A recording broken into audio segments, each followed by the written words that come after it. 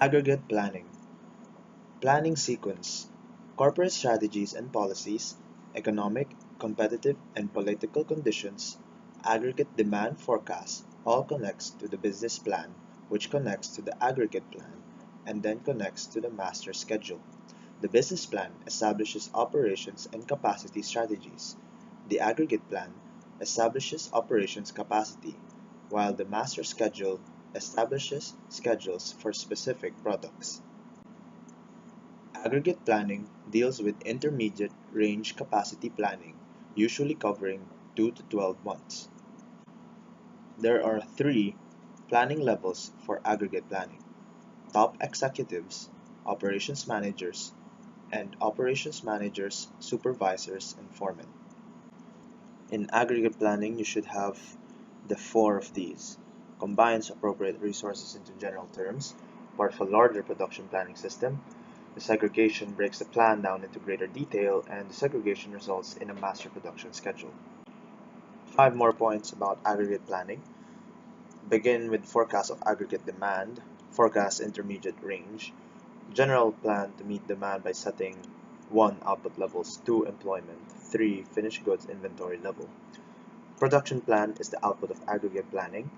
And finally, update plan periodically. Rolling planning horizon always covers the next 12 to 18 months. Aggregate planning procedure. First, determine demand for each period. Second, determine capacities for each period. Third, identify policies that are pertinent. Fourth, determine units cost. 5. Develop alternative plans and costs. And 6. Select the best plan that satisfies objectives, otherwise return to step 5. Aggregate planning inputs consist of resources, demand, forecast, policies, and costs. For the outputs, there are only two: total cost of a plan and projectile levels of the following: inventory, output, employment, subcontracting, and back ordering. There are four strategies for aggregate planning.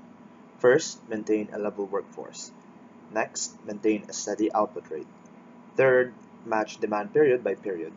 And lastly, use a combination of decision variables. Now, what are the basic strategies? A mixed strategy may be the best way to achieve minimum costs. There are many possible mixed strategies. Finding the optimal plan is not always possible. The strategy characteristics are as follows: proactive, reactive, mixed. Mixing options to develop a plan. Chase strategy. Level strategy. Some combination of capacity options in mixed strategy might be the best solution. Next, we have capacity options. Changing inventory levels. Capacity options consist of hiring and laying off workers, overtime, slack time, part-time workers, inventories, and subcontracting. Varying workforce size by hiring or layoffs. Varying production rate through overtime or idle time. Subcontracting. And finally, using part-time workers. Now we have demand options. Influencing demand. Back ordering during high demand periods. Lastly, counter seasonal product and service mixing. The table shows the aggregate planning options.